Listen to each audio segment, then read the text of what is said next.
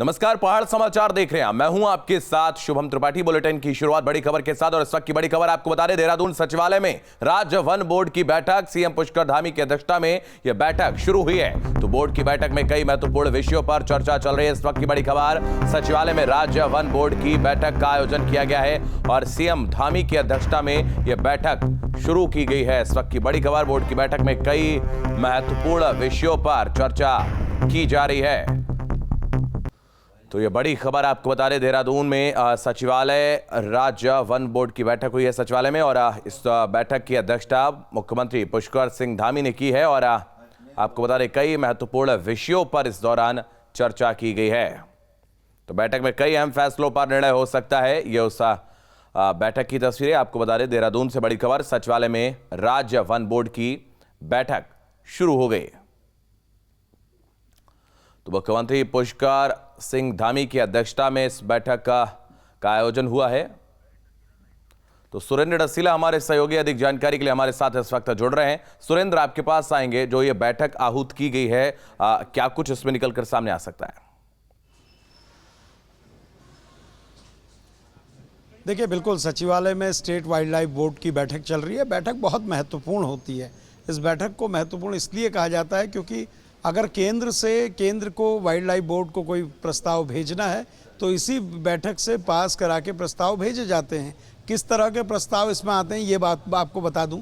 अगर कोई national park है, कोई रिजर्व फॉरेस्ट है, कोई टाइगर रिजर्व है, एलिफेंट कॉरिडोर है, इनसे रिलेटेड कोई भी अगर मामले में फैसला होना है तो स्टेट वाइल्ड लाइफ बोर्ड इसको पास कराता है। उसके बाद केंद्र को इसे भेजा जाता है और केंद्र उस पर अपनी संस्तुति देता है, नहीं देता है, फिर ये केंद्र तय करता है। और आज की बैठक में कई सारी चीज़ों पे, एजेंडों पे चर्चा होती है। हालांकि बरसात का सीज़न शुरू हो गया, लेकिन अगर फॉरेस्ट डिपार्टमेंट के अंदर, फॉरेस्ट रिजर्व फॉरेस्ट के अंदर या रिजर्व फॉरेस्ट के बाहर ऐसा क्षेत्र जो वन क्षेत्र है, वहाँ अगर खनन की प्रक्रिया होनी है या फिर वहाँ कटान होना है, कोई भी अगर चीज़ होनी है तो वो स्टेट वाइल्ड लाइफ बोर्ड की बैठक में तय होगा।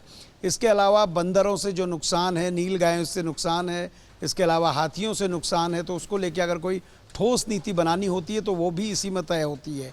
इस स्टेट वाइल्ड लाइफ बोर्ड की जो मीटिंग होती है, इसमें चेयरपर्सन के तौर पे सीएम होते हैं और वाइस चेयरपर्सन के तौर पे अगर बताऊं तो स्टेट के जो वन मंत्री होते हैं वो इसमें मौजूद रहते हैं। तमाम मेंबर्स इसमें होते हैं जो वन पर्यावरण से जुड़े हुए हैं, और फॉरेस्ट के तमाम अधिकारी होते हैं। कई सारी चीज़ें ऐसी होती हैं फॉरेस्ट की जो बड़ी पेचीदा होती हैं। फॉरेस्ट क्लियरेंस से लेके तमाम चीज़ों पर केंद्र की आपको सहमति की ज़रूरत होती है, केंद्र की एनओसी की ज़रूरत होती है। तो इसी बैठक के ज़रिए वो तमाम प्रस्ताव भेजे जाते हैं।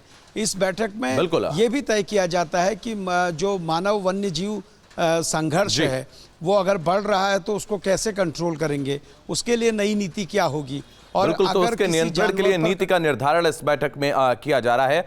लगातार आप हमारे साथ बने रहिएगा। सुरेंद्र, एक और बड़ी खबर अपने दर्शकों को हम बता दें। देहरादून से ये बड़ी खबर सामने आ रही है। कांग्रेस विधायकों को दिल्ली तलब किया गया है। तो सभी विधायकों को दिल्ली बुलाया गया है। कांग्रेस संगठन महासचिव केसी वेणुगोपाल ये बैठक करेंगे। इस वक्त की बड़ी खबर आपको बता दें, बड़ी खबर देहरादून से सामने आ रही, जहां पर कांग्रेस विधायकों को दिल्ली तलब किया गया है और सभी विधायकों को दिल्ली बुलाया गया है। तो कांग्रेस संगठन महासचिव केसी वेणुगोपाल एक बैठक करेंगे और उस बैठक का हिस्सा ये सभी विधायक बनेंगे। तो बड़ी खबर आपको बता दें, बड़ी खबर सामने आ रही है देहरादून से, जहां पर कांग्रेस विधायकों को दिल्ली तलब किया गया है, उनको बुलाया गया है और कांग्रेस महासचिव केसी वेणुगोपाल एक बैठक लेंगे और इस बैठक का हिस्सा ये सभी विधायक बनेंगे।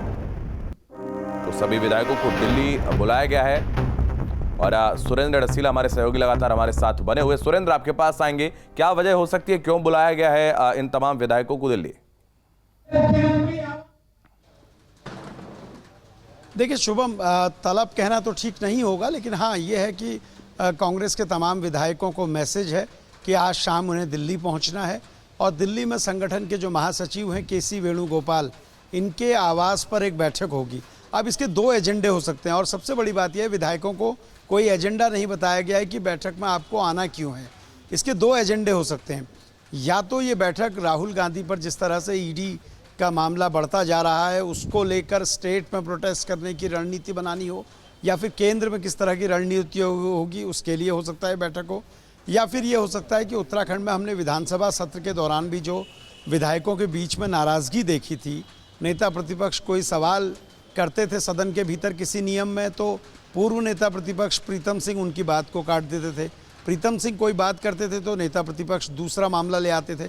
तो इस तरह की जो तनातनी देखी गई थी सदन के भीतर, हो सकता है उसको लेकर सभी बैठकों को, सभी विधायकों को बुलाकर बैठक के जरिए उनको समझाने की कोशिश हो, ये भी एक मुद्दा हो सकता है। लेकिन करीब 4 विधायकों से मैंने फ़ोन पे बात की, उन्होंने ये तो पुष्टि की कि हमें दिल्ली बुलाया गया है और आज हम केसी वेणुगोपाल के घर पहुंचने के लिए कहा गया है, और बाकायदा नेता प्रतिपक्ष यशपाल आर्य ने फ़ोन किए हैं सबको और ये कहा है कि ये दिल्ली से संदेश है। लेकिन मैं इसको राहुल गांधी से जोड़कर इसलिए देख रहा हूँ क्योंकि राहुल गांधी के मामले पर नेता प्रतिपक्ष और प्रदेश अध्यक्ष इन दोनों को कहा गया था कि आप दिल्ली ही रुकिए। उत्तराखंड ही नहीं बल्कि और प्रदेशों के जो अध्यक्ष नेता प्रतिपक्ष हैं उनको भी ये कहा गया था दिल्ली में आप लोगों को रुकना होगा। तो हो सकता है राहुल गांधी से संबंधित मामला हो, और क्योंकि कांग्रेस अभी इस पोजीशन में तो नहीं लगती है कि किसी एक राज्य में अगर झगड़ा चल रहा है उसको सुलझाने का वक्त कांग्रेस के कल्चर को देखकर लगता हो, क्योंकि कांग्रेस ने अगर इतना टाइम अपने संगठन के लिए, अपने नेताओं के लिए निकाला होता तो कई राज्यों में तस्वीरें बदल गई होती। हालांकि बहुत धन्यवाद सुरेंद्र, आपका हमारे साथ जुड़ने के लिए, तमाम जानकारी के लिए बहुत शुक्रिया। तो अब